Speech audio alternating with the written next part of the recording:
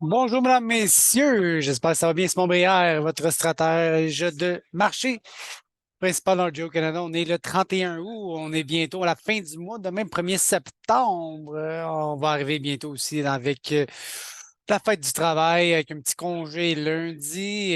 Voilà, un mois d'août assez rempli de mon côté. Un petit peu de vacances, du temps en famille. On reprend ça ici. Je regarde un petit peu l'économie de ce temps-ci. Premièrement, la semaine prochaine, le 6 septembre, la Banque du Canada va avoir son annonce sur les taux d'intérêt. Est-ce qu'il va y avoir une autre hausse des taux ou peut-être une stabilité? On va regarder ça la semaine prochaine, le 6. Pour l'instant, c'est à 5. Je pense que ça va rester essentiellement là. Peut-être un quart de point, mais je n'y crois pas beaucoup. Je pense que les chances sont beaucoup plus pour un maintien des taux à 5. Côté US, ben, c'est la semaine, presque la semaine d'après. Ça nous amène au 20 septembre, donc peut-être 2 semaines, je devrais dire, plus tard. Et là aussi, le constat est assez similaire. Les chances sont que ça reste au niveau actuel. Les taux aux États-Unis sont plus aux alentours de 5,5 et on s'attend que ça soit encore dans cette même fourchette-là. Une petite chance peut-être d'avoir une hausse de taux de 25 points de base, donc un peu comme au Canada, je dirais. Ça se ressemble beaucoup les politiques monétaires. Le taux directeur aux États-Unis est à 5,5, donc quand même un demi pour cent de plus qu'au Canada. 5,5 US, 5 au Canada, voilà. Et pour la fin de l'année, je regarde ici pour donner un petit peu de perspective pour les prochains mois. Quand je regarde les taux américains qui sont à 5,5 jusqu'à Noël, il y a quand même une chance, je dirais quasiment une chance sur deux d'avoir peut-être un petit peu de hausse de taux d'intérêt encore. Probablement peu de chance d'une coupe. Donc, ça devrait rester dans les 5 et quelques pourcents pour la fin de l'année. Et quand je regarde jusqu'en juillet 24, là, ça va me donner encore plus de perspective. On voit que l'éventail est très, très large. Il peut y avoir des coupes assez massives là, dans les taux d'intérêt, comme ça peut continuer à augmenter un peu. Je vous dirais que quand on regarde juillet, on commence à comprendre que probablement qu'il pourrait y avoir peut-être un petit peu de baisse de taux d'intérêt à quelque part en 2024 aux États-Unis. Voilà, peut-être relâcher un petit peu la pression au niveau des marchés financiers. Mais il ne faut faire attention pour ne pas relâcher là, le frein trop rapidement. Parce que quand je regarde l'inflation des années 70-80, prenons ces deux oreilles de lapin-là, disons, puis je vais aller les isoler. Il ne faut pas répéter les erreurs du passé. Donc, quand je regarde cette période-là de 1966 à 1982 et que je prends nous autres, hein, de septembre 2013 jusqu'à aujourd'hui, ma ligne orange, ben, il ne faudrait justement pas qu'on relâche la pédale puis avoir cette fameuse deuxième vague d'inflation qui est venue vraiment là, nous hanter pendant un certain moment avec des récessions, des taux d'intérêt à du 15-18 là. On voit que c'est ça qui a fait vraiment très mal dans les années 80. Donc, il faut éviter le plus possible ce scénario-là. Donc, peut-être garder les taux d'intérêt relativement un peu plus élevés qu'on le souhaiterait, disons, pour éviter justement ce scénario-là. Dollar canadien, 73,97. On est dans le bas de cette fourchette-là. Peut-être plutôt un petit peu de signal d'achat sur mon MACD. On regarde, on regarde ça. My God. Pétrole. Pétrole à 83 le baril. Là aussi, on est dans le haut du range. Depuis quasiment depuis l'automne passé, ça va bientôt faire un an qu'on est à peu près dans cet espace-là. De temps en temps, on va en bas de 70 le baril, très rarement en bas de 80. Donc, on est peut-être dans le haut du range pour le pétrole.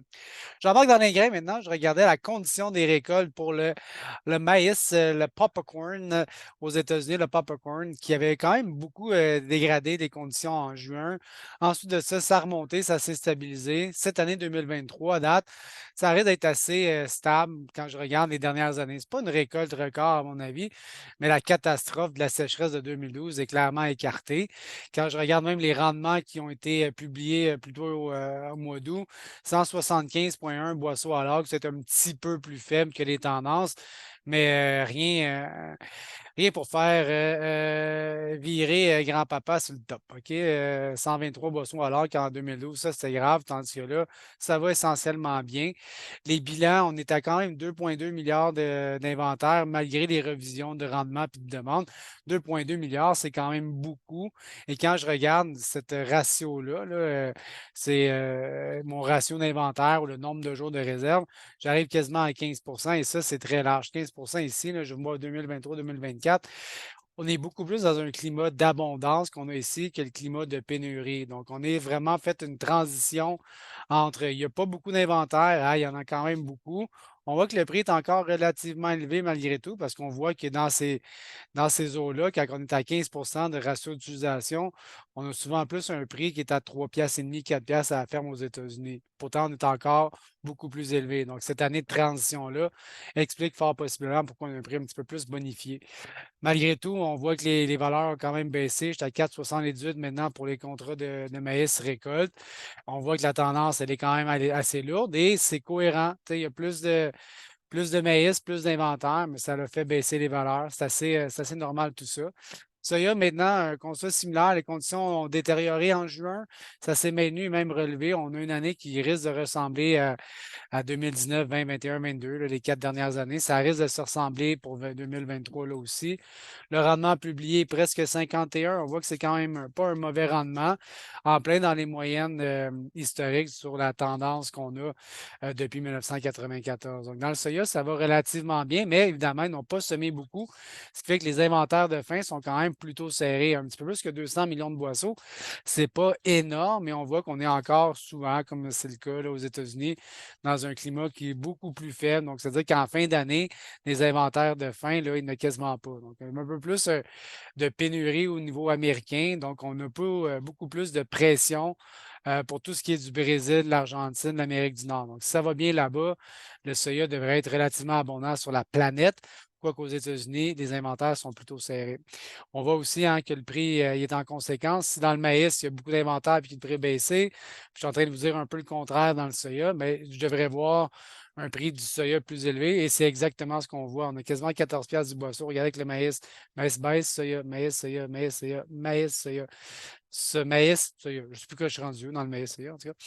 Fait que voilà, ici, la différence entre les deux. Puis quand je fais le ratio, ben, quasiment 3 pour 1 aujourd'hui. Donc, le prix du soya serait peut-être 3 fois plus cher que celui du maïs. C'est une indication assez claire que les inventaires sont plus serrés dans les bins.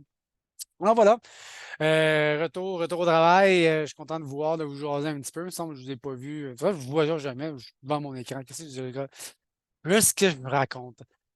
Bonne journée. Salut. Bye.